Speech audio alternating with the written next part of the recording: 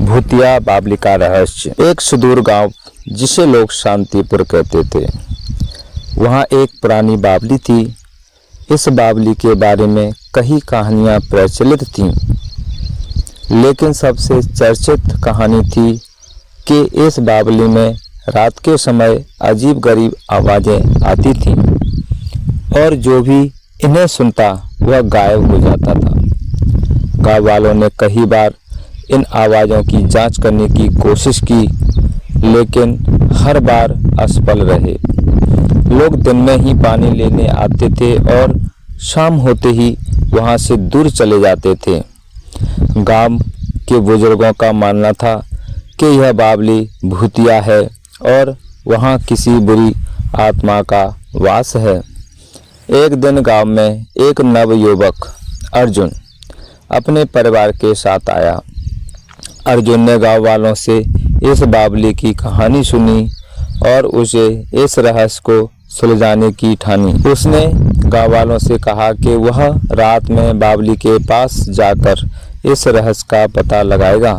गांव के लोग अर्जुन को रोकने की कोशिश करने लगे, लेकिन अर्जुन ने किसी की एक न मानी। रात होते ही अर्जुन एक टॉर्च और एक रस्सी लेकर बावली की ओर चल पड़ा। उसने अपने चारों ओर ध्यान से देखा, लेकिन कुछ भी असामान्य नहीं दिखा। तभी अचानक उसे बावली से अजीब-गरीब आवाज़ें सुना। अर्जुन ने बिना डरे रस्सी का एक सिरा अपने कमर में बांधा और दूसरा पेड़ से बांधकर बावली में उतरने। बावली के अंदर अंधेरा था, लेकिन अर्जुन ने टॉर्च की रोशनी से अपना रास्ता बनाते हुए नीचे उतरना जारी रखा। नीचे पहुंचकर उसने देखा कि बावली के तल में एक गुप्त दरवाजा है। अर्जुन ने दरवाजा खोला और अंदर एक पुराना तहखाना था, जिसमें कई पुराने सामान और मूर्तियां रखी हुई थी।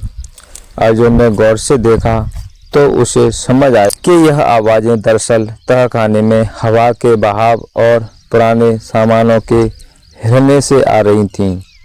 अर्जुन ने वापस गांव जाकर सबको सच्चाई बताई। गांव वाले पहले तो विश्वास नहीं कर पाए, लेकिन जब अर्जुन ने उन्हें तहखाने के बारे में बताया और दिखाया तो सबने राहत की सांस ली। गांव वालों ने तहखाने को साफ किया और बावली की मरम्मत की। इस प्रकार अर्जुन की हिम्मत और सूझबूझ से गांव का एक पुराना रहस्य सुलझ गया। गांव वालों ने अर्जुन का धन्यवाद किया और उसकी बहादुरी की तारीफ की। अब गांव वाले बिना किसी डर के बावली का उपयोग करने लगे और गांव में फिर से शांति और खुशहाली आ गई।